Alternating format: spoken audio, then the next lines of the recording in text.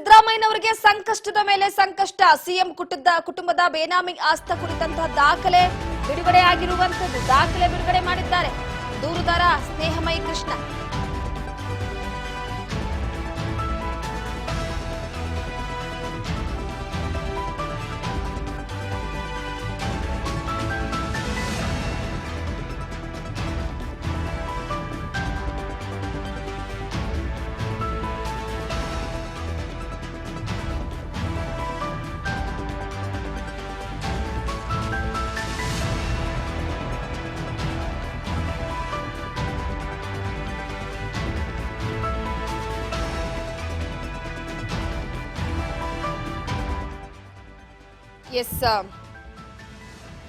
ಪ್ರಮುಖವಾಗಿ ಸಿದ್ದರಾಮಯ್ಯನವರಿಗೆ ಸಂಕಷ್ಟದ ಮೇಲೆ ಸಂಕಷ್ಟ ಶುರುವಾಗಿದ್ದು, ಸಿಎಂ ಕುಟುಂಬದ ಬೇನಾಮಿ ಆಸ್ತಿಯ ದಾಖಲೆ ಕುರಿತ ವಿಚಾರಕ್ಕೆ ಸಂಬಂಧಪಟ್ಟಂತೆ ದೂರುದಾರ ಸ್ನೇಹಮಯಿ ಕೃಷ್ಣ ಬಿಡುಗಡೆ ಮಾಡಿದ್ದಾರೆ.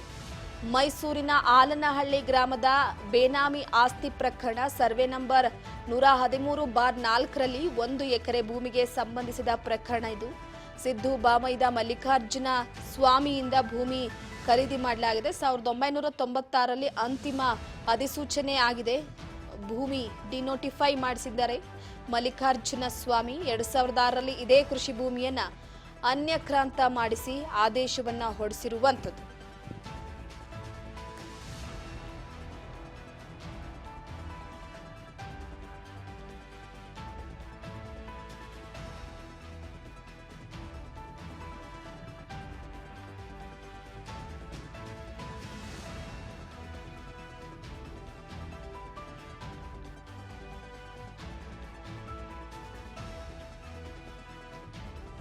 ಅದೇ ಭೂಮಿಯನ್ನ ಸಿದ್ದರಾಮಯ್ಯನವರ ಪತ್ನಿ ಪಾರ್ವತಿಗೆ ಸ್ವಾಮಿಯಿಂದ ಮಲ್ಲಿಕಾರ್ಜುನ ಸ್ವಾಮಿಯಿಂದ ದಾನವನ್ನ ಮಾಡಲಾಗಿತ್ತು.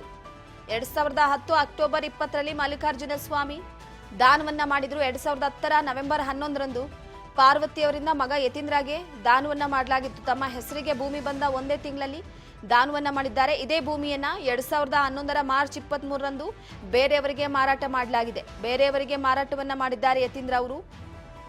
ಸದ್ಯದ ಮಟ್ಟಿಗೆ ಸಿದ್ದರಾಮಯ್ಯನವರಿಗೆ ಸಂಕಷ್ಟದ ಮೇಲೆ ಸಂಕಷ್ಟ ಶುರುವಾಗಿದೆ.